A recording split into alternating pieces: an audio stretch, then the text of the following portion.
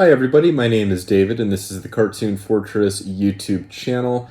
I am performing kind of an experiment today. As you can see, I do have my AirPods Pro in. I'm not using the typical audio source that I usually do for my videos. Typically I'm using a pretty cheap lav mic that I got off of Amazon for about $15. But I wanted to try this just to see how the audio fares. So definitely let me know down in the comments what you think of this audio. Is this better? Is this worse? If it's at all better than what I'm typically using, then I'll probably just switch over to using the AirPods instead of hooking all my lav mic and kind of wires going everywhere. But that is not the focus of today's video. Today's video we are focusing on a haul from Kino Lorber. Quick funny note on this particular purchase.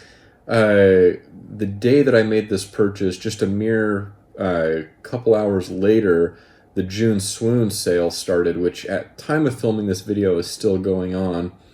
So I made my purchase, and then a couple hours later the June Swoon sale started, and prices lowered on a few of the items in this stack. So Kino Lorber was great to go back and adjust the prices down for me to match the sales price. So I ended up saving, it was like $35 or so on my purchase. So Kino Lorber is great to work with, and I'm thankful to them for adjusting the prices for me.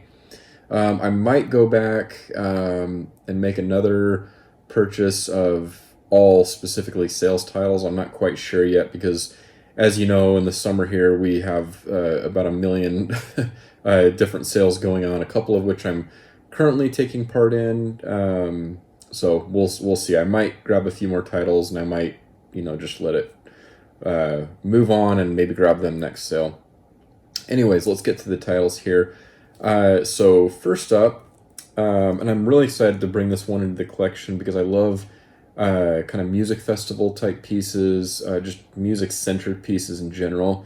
And this is Jazz on a Summer's Day. This is from 1959 with a runtime of 82 minutes. And we get some special features included here.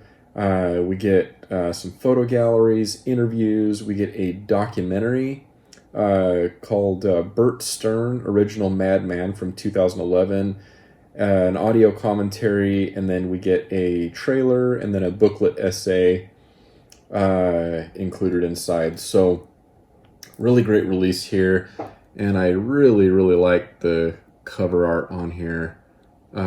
Really great looking, and then there you go, there's a listing on the back of what's included. And this is part of the Kino Classics line. And then also looks like Indie Collect took part in this release. All right, next up, we have a documentary. In fact, the next two here are documentaries that I've been very excited about. First up here, we have a film by Robin Lutz and narrated by Stephen Fry. This is M.C. Escher, Journey to Infinity. I've always been really enthralled by the art of M.C. Escher, and to be able to study his work further through a documentary is right up my alley. I've always been a fan of art. I've done, I've always been one to sketch in sketchbooks, and I've done a little bit of freelance work here and there with art, and all through schooling, art was a big focus for me. So this is right up my alley, where it mixes art and documentary filmmaking. So very excited about this. So this is, let me see if I can get a year of release on here. So this is from 2018.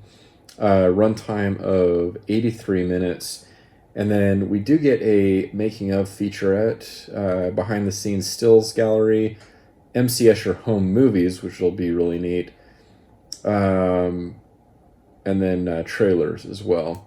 So really cool cover art here, featuring of course some MC Escher art. We get more of his art. Oops, on the back cover here, and I'm really sorry if that's not focusing. I don't think it is. But yeah, really great release here, and this is part of the. So this is just kind of a Kino Lorber proper release, and then it's in association with Zeitgeist Films. So the other documentary that I have here, and actually I was talking to my wife about this particular title, and she's really, really interested as well. There's a couple other collectors that I'm good friends with that have brought this up and recommended this. What we have here is Dawson City, Frozen Time, a film by Bill Morrison. And this is from 2016, runtime of 120 minutes. And I'm actually going to go ahead and read the synopsis on this one really quick because it's really, really interesting.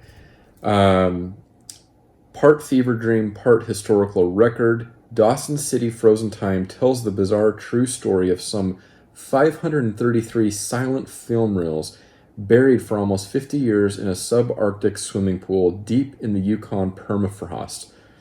Filmmaker Bill Morrison deftly combines excerpts from this film find, including rarely seen Hollywood features, with historical footage, photographs, and interviews to explore the complicated history of Dawson City, founded across the river from a First Nations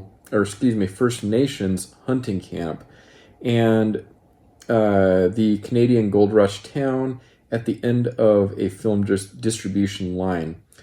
Propelled by Alex Summers' transcendent score, Dawson City Frozen Time is a dazzling cinematic experience, a deep dive into the connections and contradictions of the 20th century archive. So if that doesn't grab your attention, wow, I'm just immediately interested to watch this. What an interesting set of events, and I'm curious to know how these were discovered, but just what an amazing discovery of these lost films. And I'm excited to see the footage that they have, from the film reels. And like I said, I was talking to my wife about this, and we're both excited. We're both really into documentaries, and so this is a good fit for both of us to watch together, which doesn't always happen. A lot of what I collect, I'm interested in, and not necessarily my wife, but in this case, this is one that we'll definitely watch together. So we get bonus features in here as well. We get a booklet essays by Lawrence Weschler and, I'm sorry about this name here, Alberto Benedetti. Interview with filmmaker Bill Morrison, original Dawson City film reels, and postscript, as well as a trailer. So really great release here. And there's a little bit closer look on the cover, and then the back. All right, next up we have a really peculiar title, one that I had never heard of. This actually comes to us from Scorpion Releasing. I don't know if I said with Dawson City Frozen Time. This is just a Kino Lorber proper release, not Studio Classics or anything like that. But this next one comes to us from Scorpion Releasing, who distribute through Kino Lorber. And this is very peculiar because I am a really big fan of Rankin Bass. I love the Christmas classics and different things like that. Well, this film, presented by Joseph E. Levine, and produced by Arthur Rankin Jr., this is The Daydreamer.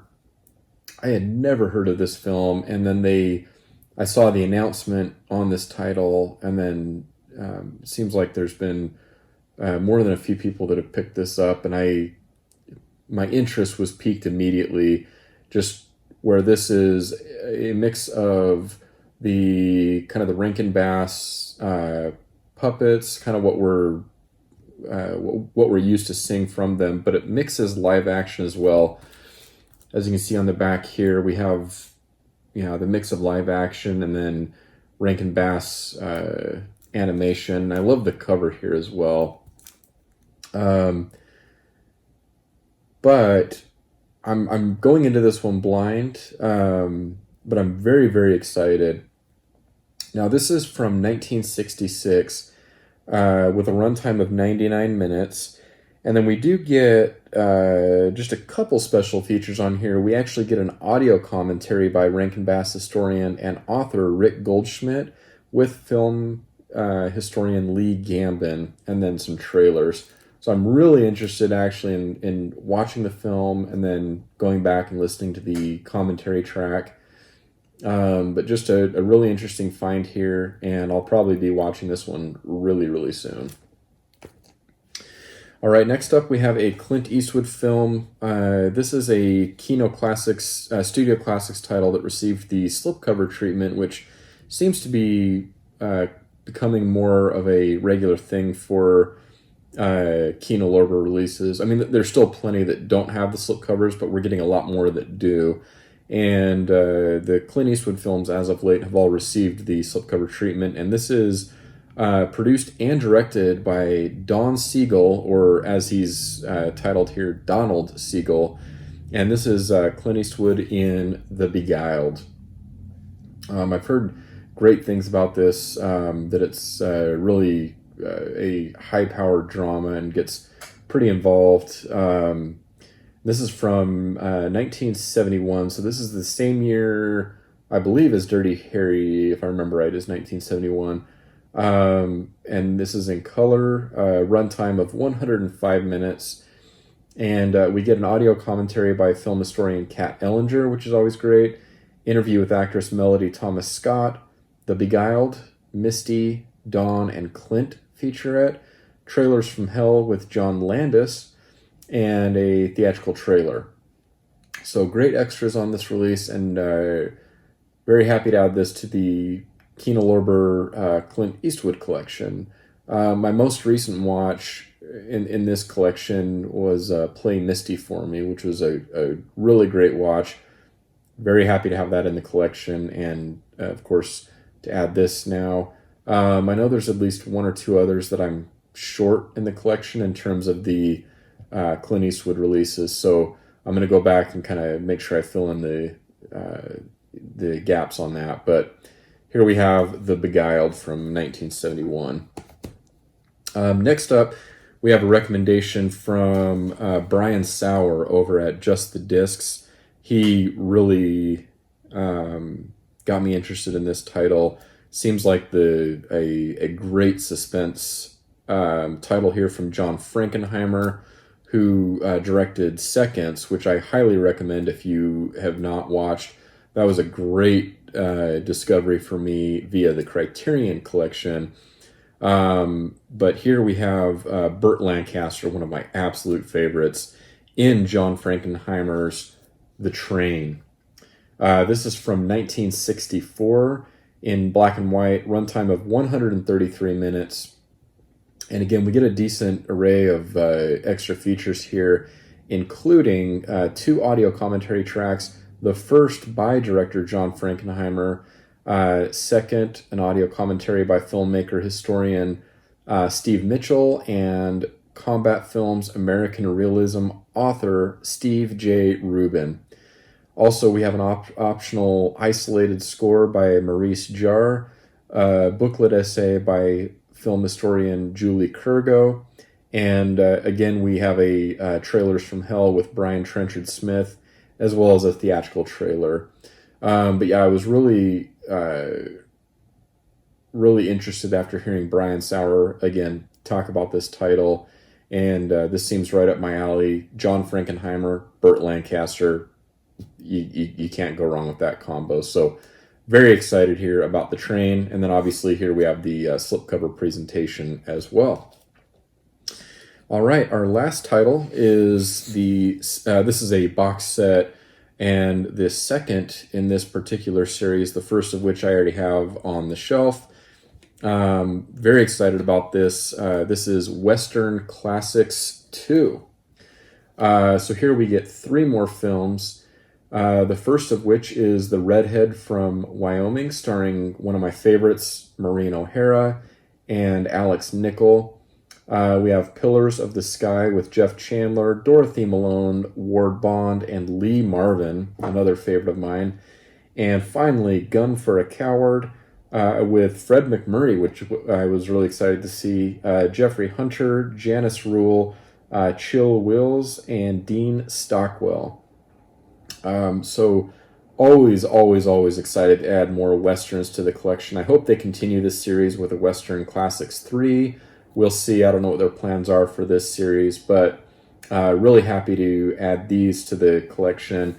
And you can see here they're housed in not the sturdiest of boxes with the Kino Lorber releases, but nonetheless very excited. But obviously each film here gets their own case, which would be just kind of a standard Studio Classics case that you get with any single release. There's the spine, and then the back. So we have a listing of the 3 films. And Redhead from Wyoming is from 1953. Pillars of the Skies from 1956, and Gun for a Coward is from 1957. So that does it for my pickups from Kino Lorber.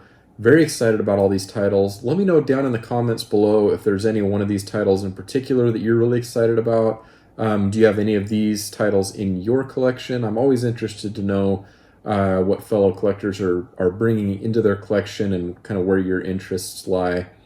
But if you're interested in this kind of content in general, in film collecting, unboxing videos, that type of thing, I invite you to hit the subscribe button, also the like button, and finally the bell icon.